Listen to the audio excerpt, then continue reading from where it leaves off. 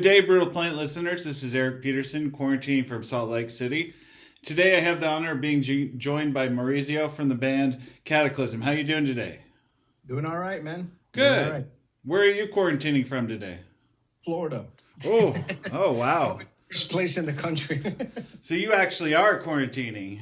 Oh, yeah. I mean, I'm in Central Florida. It's okay out here. It hasn't been too bad. It's more like down south. It's like kind of crazy around the Miami area. Yeah. So, yeah, I was living in Chicago and I've been there 17 years. And then last year, me and my family decided to move down to Florida to be closer to some family members we have here. And I sold my house in February, and then this thing hit right away. I was in between housing. It was absolutely crazy, but wow. Yeah. So it was just kind of nuts. We just sold it right on time, and then boom, everything shut down. And anyways, crazy story. But I'm down here. We're all right. So most people move away from pandemics, and you moved right into it. Well, when I moved, there was nothing here. Yeah, true. It was fine down in Florida, and it was New York, Chicago, California was, Boston, all that area was super heavily hit. So I was like, cool, I'm getting out of here, Came down here, it looked like a normal country because everything was just open. And then, sure enough, 2 months later, about last month, it came down here real hard. So how it is what it is, man, Yeah. How has things been with the band since all this shit hit the fan? Well, you know how it is. It's we had planned this record already last year, and we wrote it last year. It was done about November, December last year. So we were actually preparing 2020 and 2021 for the campaign, right? So basically, it was, we were in Atlanta in February. Shooting the video for the Kill Shot. And then right after, we finished, on the day we finished, it seems like it was always like that for me. As soon as I finished something crazy happened right after. And we shot the video, and then we were watching the news, and that's when we started seeing at the airport, that the country was going to get shut down in about a week. So we were like, holy shit. And pretty much, we just finished that video on time, send it in. The label was like, look, we're going to shut down. We don't know when we're going to be able to produce CDs, vinyls, anything. So basically we have to postpone the record. And it went from being October to ending up being in 2021. And we said, no way, we don't want to wait that long. It's not right. I get the business side of it. I'm big into the business also of this industry. But in the end, I think right now it's about, people needing music and needing something, and we felt that this record was perfect timed for what's going on actually, So, yeah, definitely. Record's called Unconquered. It was called Unconquered last year already. It just made sense. And we went again. No, we didn't go against the label. We just told them, look, we want to release it. We don't care about, selling a couple less, couple more records if we wait 2021. Who knows what's going to happen next year anyways. Exactly. So we were just I find it unmetal, the bands that are actually waiting 2021, 2022 to be safe and sell a few more records. I mean, there's nothing metal about that. We're supposed to be rebels. So exactly. Exactly. And we will conquer. Yes. So basically, I'm proud that we've taken the gamble in a way, and releasing this record this year. It'll come out in September.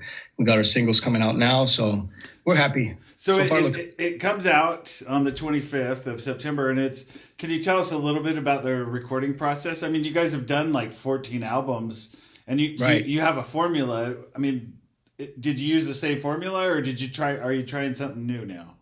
Well, look, it's tough at 14 records, right? It's in the beginning, you're new, everybody jumps on you. Then you're not cool anymore. Then you're cool again. Then you're you're the veterans, so you're cool again. And then you're a veteran that's not cool again. So you're kind of navigating these tough waters, in a career in metal, because but it's better than most in genres because people tend to be much more loyal with metal, you know. So the thing is this record, we wanted to change it up a little bit. Myself and JF, the guitar player, have been the sole writers of this band for most of the career. The last few albums, we've had kind of everybody get involved. And I felt that the last record, Meditations, had like really strong moments, but other moments it felt like the record was kind of getting pulled different directions, because when you have so many heads on the writing end of it, you start pulling a little bit. There's tug and pull going on, and a little bit in the writing process. And so I don't know, man, I felt really aggressive last year. I was like, I was feeling all this anxiety for some reason, and I was like, come up to Chicago to JF, and he came up and we just wrote this record. It just came up together really, really, really easily.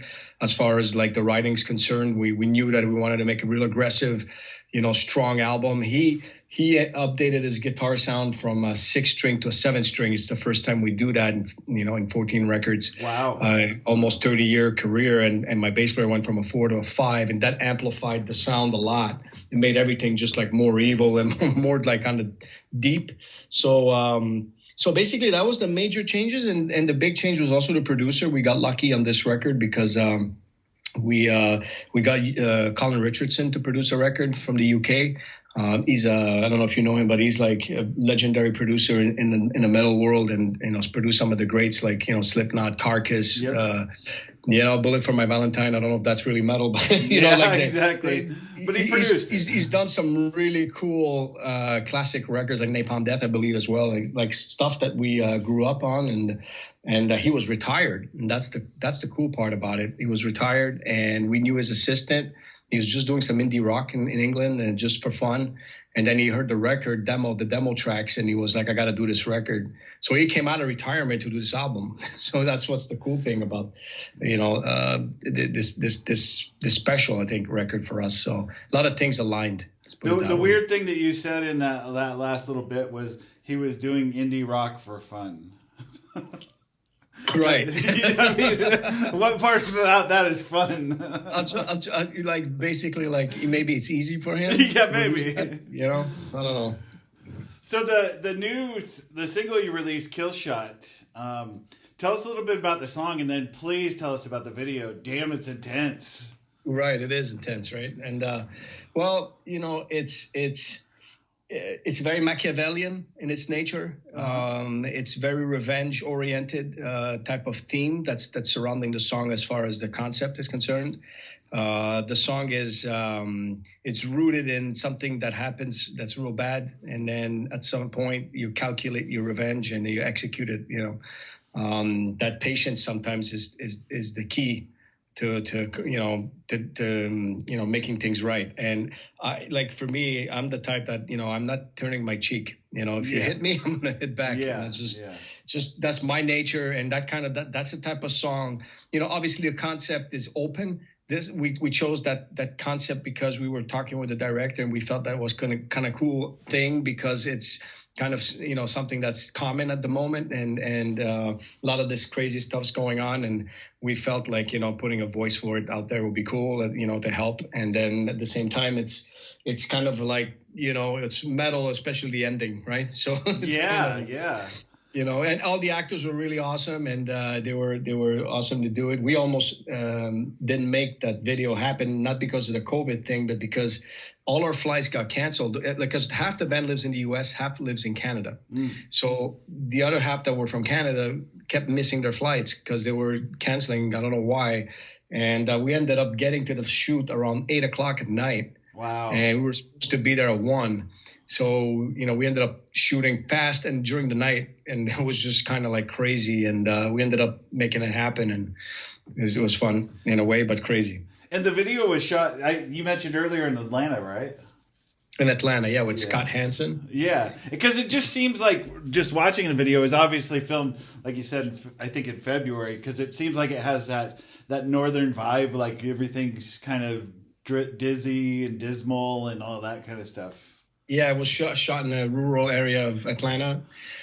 And it was just it was it was the winner. So yeah, I mean it's a great song, and the video, like I said, if anybody listening to this when you guys are listening to it, if you haven't checked out that video, go check it out. So cool. Thank you. Yeah, it's doing real well too, man. It's getting a lot of push, and we're happy so far, so good. So when you guys are writing an album, do you want to write stuff that's more literal, or do you want people to infer what they want out of a song?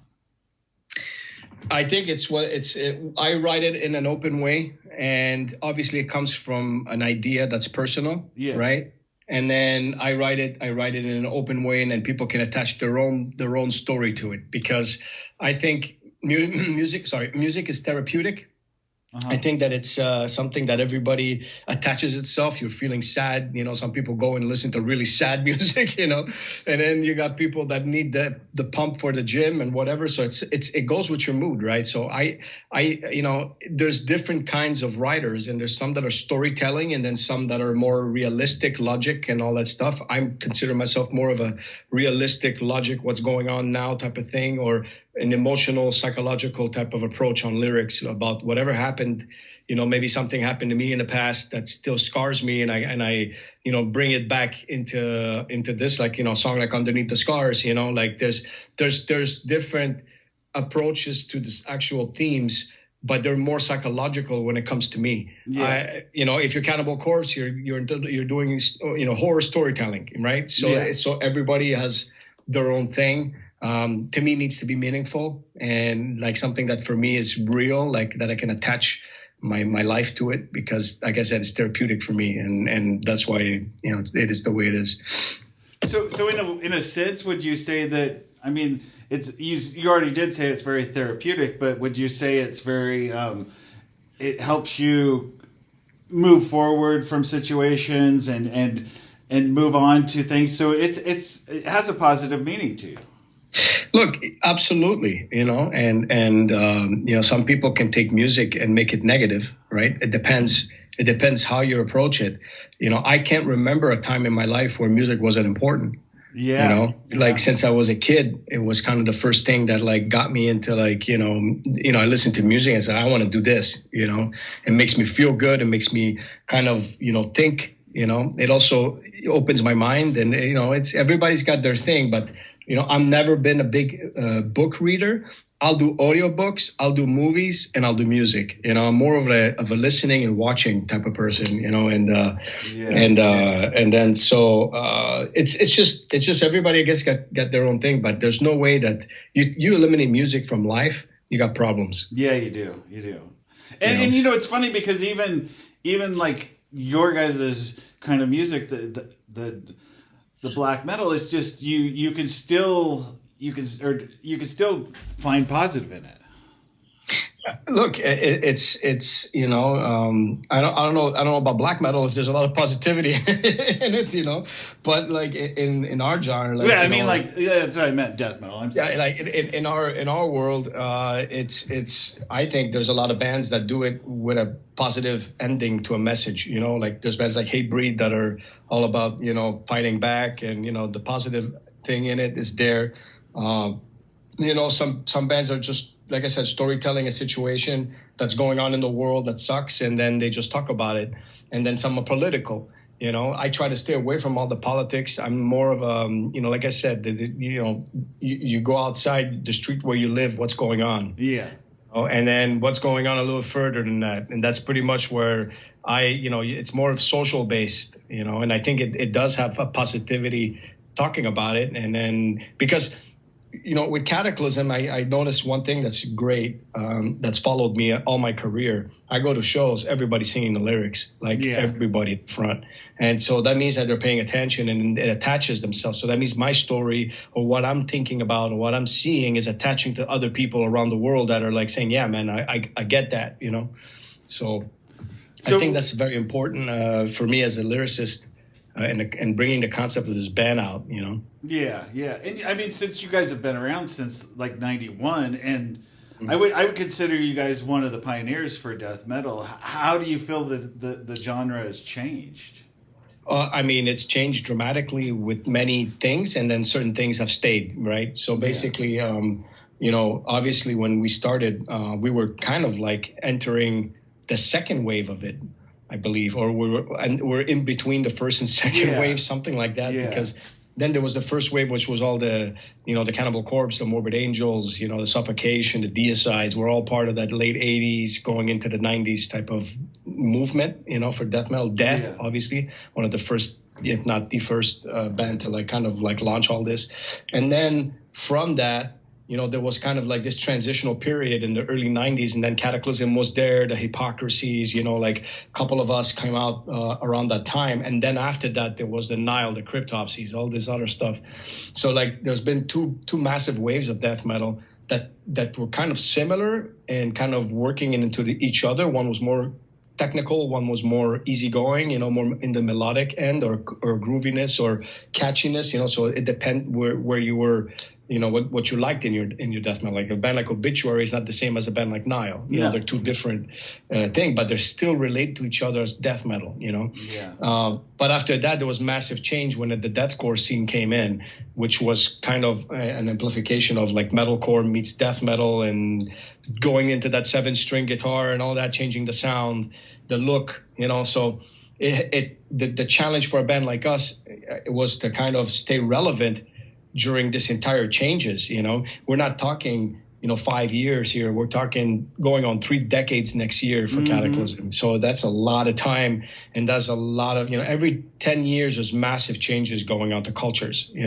So if you look at it that way, we've done a crazy survival tactic, because it's you're not supposed to stay relevant after 30 years unless you've done something right. And I think that the message behind Cataclysm has been strong this entire time, and it's been like we've been able to keep our niche. We never broke, right? We never got to be a super big band or anything like that, and maybe that helped us in a way, because we always had to fight for our place, Well, the nice thing about you guys is you've been consistent. I mean, but it's not repetitive, but it's consistent. It's right. You're not.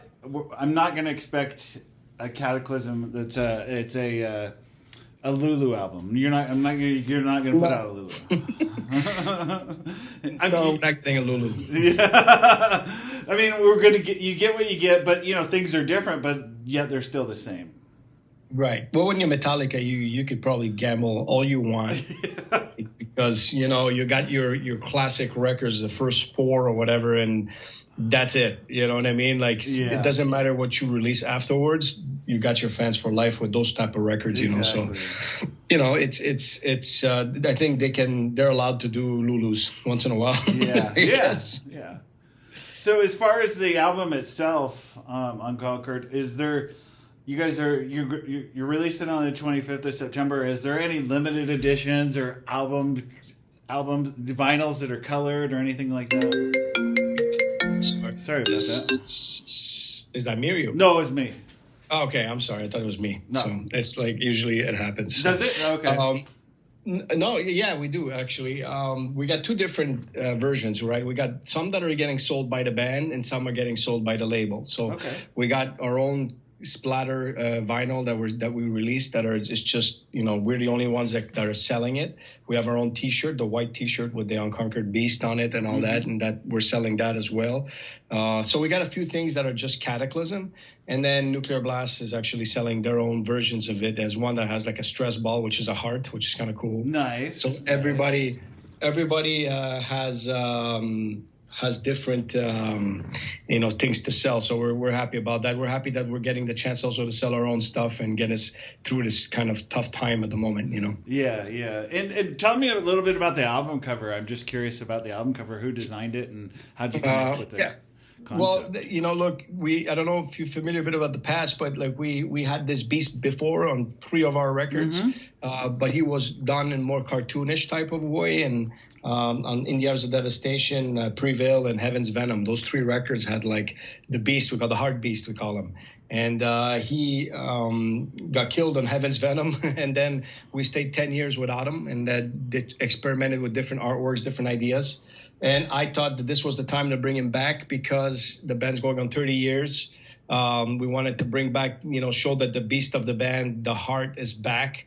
It's still here and strong, and that's why the record's called Unconquered. It's all kind of going around this 30th anniversary. 3 decades is not every day that you get to be there and still, do this how we do it. So we're very proud of that. Yeah, because when you guys came out with Waiting for the End to Come, you had the Grim Reaper, which was kind of the end of that. So right, and then also the Blake Armstrong, excellent cover artist. He did The Last in Flames as well. Yeah, he did DC comic stuff. So he's like, we wanted him to come back, like as we've explored our sound now on this record and we've amplified it. We made it much better, stronger, and everything's more modernized, right? So we wanted to do the modernized cover art as well, and that represents the beast in a 3D type of fashion, like he was real. Yeah. So I know that you yourself are busy as an artist. You have your own artist management group. Can you tell us a little bit about that? Yeah. Well, 11 years ago, I believe now. So man, time's flying. I'm like almost in decades now. What the fuck? So basically, it was 2008, I believe. I started my own management company, and it was kind of like it just fell into it. I was getting advice actually from a couple of guys at Nuclear Blast in Europe that they said, I had the talent to do something like this, that I should look into it to help out a little bit some of the undeveloped bands. And then from just stumbling into a couple of bands while I was touring that I saw were not doing the right moves and that looked a little bit off, and I was like, well, let me give you a hand. So I started like that, and then it got pretty serious. Now I manage bands like Flesh God Apocalypse, Septic Flesh, Unleash the Archers, Windrose. I managed Illstorm for over 10 years. Nice. I've had a lot of bands that have been with me, Wolfheart, Caracangren. They're all with me. Christian from Brazil also. Uh-huh. So, yeah, I have a pretty cool company, and I love doing that and helping these bands develop. Everybody's doing really well with me, and I'm happy. I might actually start doing more of a consulting type of thing since I have some time now, and try to help more underdeveloped bands that are looking to get signed and stuff like that. So that's something I'm contemplating at the moment. So I might do that, but we'll see. That's really neat that, with 30 years of experience, you can say to a band, whether it's in your genre or not, you can say, hey, look, I can see that you guys have potential and I want to help you out because I think you've got it. Right. And some of the bands that I was even going to get, like was working with, were about to break up. Like they were all over the place, and I organized them and fixed a lot of their contracts and stuff like that. So, the biggest critic has to be yourself when you're doing this, right? So if you're a band, you have to look at yourself and say, do I suck or am I actually decent? So you have to be your first critic, and then from there see what the things you're doing right and the things you're doing wrong, and you learn from the things you do wrong. The more you repeat the mistakes, the longer it's going to take. And do you find, I feel like that a lot of bands are consistent of artists, and so they don't have necessarily the instinctual means to be business management. I agree, and that's a lot of them. And I'm kind of torn in between the artist part of me and then the business side of me. Right? There's part like example what just happened now with the KATAKLYSM record. It's like the business guy is like, hey man, you might want to wait when things are a bit better.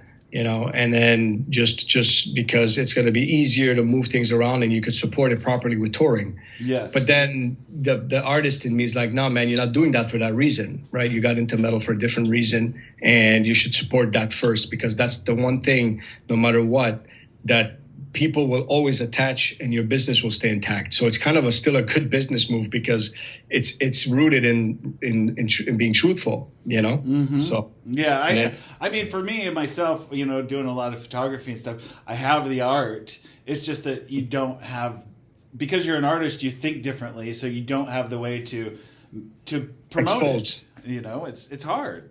Yeah. Oh yeah. And there's you, and then there's a million other. trying to do the same thing. Exactly. You know, so yeah, it's not easy, but it's doable, and it's just, again, you know, the old cliche of like, you know, believe in yourself and do all that, but it's more than that, right? Yeah. There has to be also a little bit of luck in it, and you fall in the right place at the right time with the right people. There's that also that counts, you know. Yep. So and some strategy. Definitely need that. That's must. So now comes my favorite part of my interviews I've been doing this whole year. It's tell me a Cataclysm song that by title or by content best describes the state of the world as we know it today. Crippled and broken. Yes. Man. From the album In the Arms of Devastation. Man, it did not get any more accurate than that right there. Right. It's funny because I'll ask people and they sit there and they think and they think and they think, and I knew you would have the perfect answer for me. Yeah, we got the titles for that.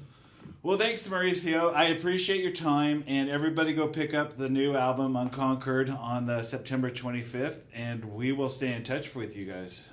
Well, thank you, Eric. And also, you know, I want to thank you and Brutal Planet magazine to be out there and promoting everybody out there. And that's, you know, the musicians, the albums, because right now it's kind of a dark time, and it's great to have guys like you being the voice for all of us. So I appreciate that. Well, thank you. Yeah, I mean, for me, it's like I want music because, like you said earlier, music is my passion, and I would not live without music. So me and you both. So thank you for what you do, and we will chat soon. All right, brother. Thank you. Thank you.